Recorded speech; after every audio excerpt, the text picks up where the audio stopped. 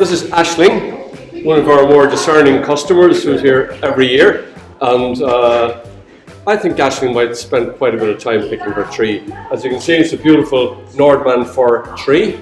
You will have seen the saplings in the field coming in at about 200 millimeters high, and that sapling will grow approximately 300 millimeters, or in old money, 1 foot a year on average.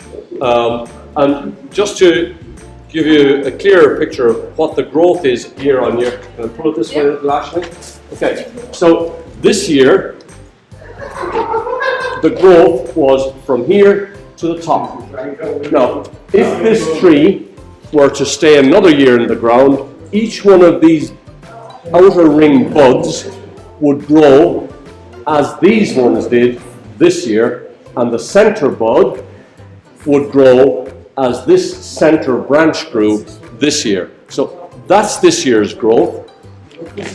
As we move down the tree, this is the next furrow of branches. So this was last year's growth, and down to the next significant furrow of branches, which is here, was the previous year's growth.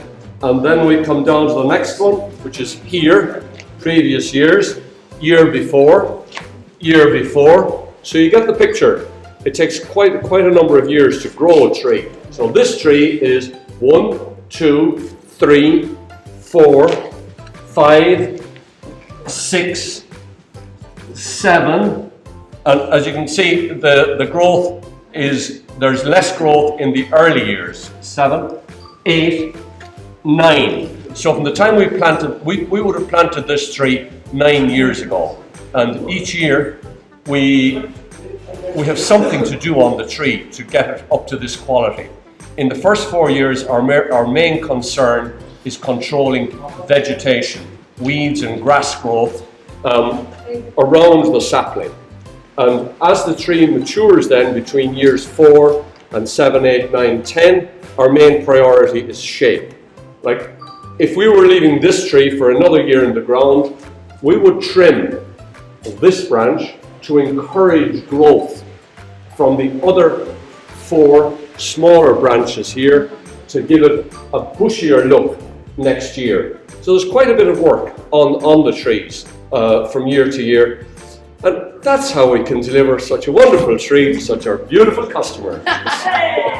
Now, when Aisling brings the tree home, as you can see, it's a lovely fresh cut tree. We probably cut this tree, could have been yesterday, the day before, but certainly no more than a few days has it been cut.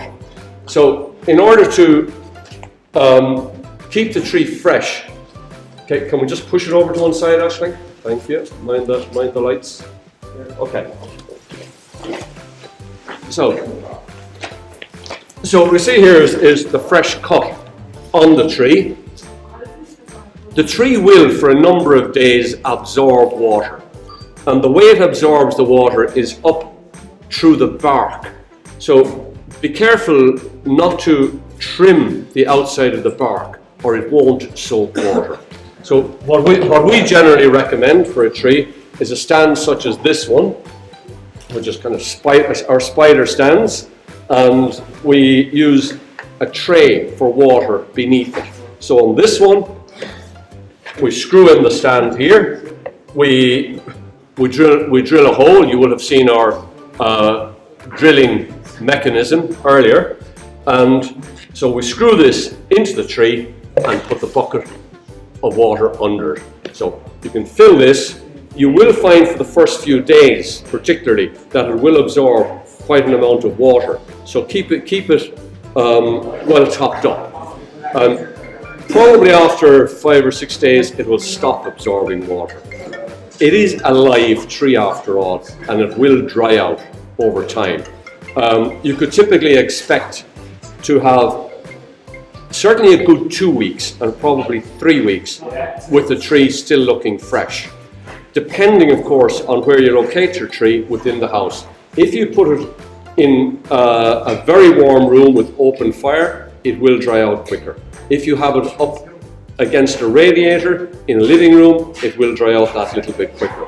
So choosing your location within the house for the tree is very important if you want to get that longevity from the tree. Now, Ashley, anything else you need to know? Nope, ready to rock. And if you need somebody to decorate the tree, don't call me. No, I understand.